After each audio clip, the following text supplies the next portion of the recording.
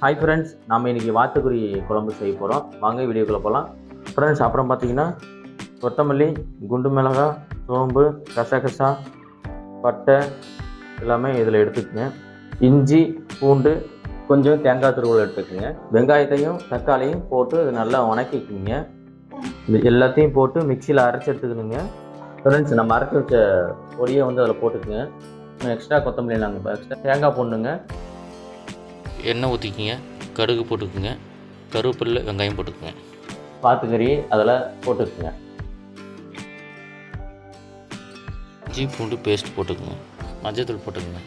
முக்கியமாக வந்து இந்த மஞ்சத்தூளும் உப்பும் போட்டதுக்கப்புறம் நல்லா வந்து கிளறி விடுங்க. அப்போ தாங்க வந்து நல்லா இருக்கும் வாத்துக்கறி.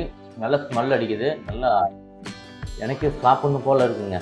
தக்காளி, வெங்காயம் வணக்கின சாந்தை ஊற்றிக்குங்க. அப்புறம் கொஞ்சம் தேவையான தண்ணி ஊற்றிக்குங்க. அப்புறம் நல்லா கிளறி விட்டுக்குங்க. வாத்துக்கறி வந்து இப்போ கொதிச்சிட்டு இருக்கு. வச்சாச்சு, விசில் போட்டுருங்க. கரெக்டாக நாங்கள் வந்து 3 வாத்துக்கு வந்து 1 மணி நேரம் இல்லை 1.25 மணி நேரம் ஆகும் அது வேகிறதுக்கு. வெந்தோடனே உங்களுக்கு எப்படி கறி வந்திருக்குன்னு பார்க்கலாம். உங்களுக்கு வாங்க ஃப்ரெண்ட்ஸ், அவ்வளோதானங்க, வாத்துக்கறி வந்துருச்சு. நம்ம இட்லி ஊற்றி சாப்பிடுவோம். எங்கள் ஊரில் இதாங்க பெரிய ஃபேமஸு. இட்லிக்கு வாத்து எதுக்கு அடிச்சிக்க முடியாது.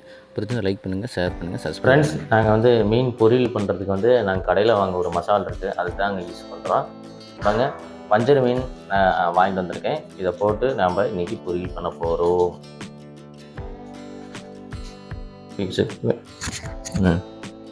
ஃப்ரெண்ட்ஸ், அவ்வளோதான்.